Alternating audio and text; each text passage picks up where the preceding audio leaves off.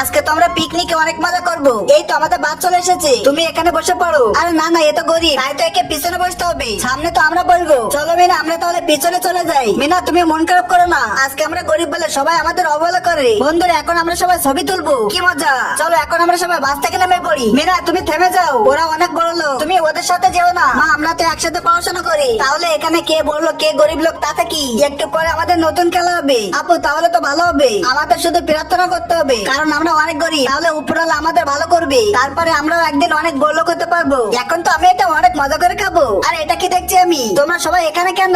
একটু পরে আমাদের খেলা শুরু হবে, তোমরা সবাই রেডি হয়ে যাও। এই তো খেলা শুরু হয়ে গেছে, এখন বুঝতে পারবো কোন বাচ্চাটি তার মাকে বেশি ভালোবাসে। এখন তো বাচ্চাদের চোখ বেঁধে দেওয়া হবে। মিনা এখন তুমি তোমার মাকে খুঁজে বের করো, দেখি তুমি তোমার মাকে কতটা ভালোবাসো। এখন দেখা যাবে মিনা তার মাকে চিনতে পারে কিনা। কিন্তু এটা কি হলো, মিনা তো তার মাকে চিনতে পারলো না, প্রমাণিত হলো মিনা তার মাকে ভালোবাসে না। আপনি তো হেরে গেলেন। বন্ধুরা আমি অনেকদিন ধরে অসুস্থ আছি, প্লিজ প্লিজ তোমরা সবাই ভিডিওতে একটা লাইক দিয়ে চ্যানেলটা সাবস্ক্রাইব করে দাও, তাহলে আমি দ্রুত সুস্থ হয়ে যাবো।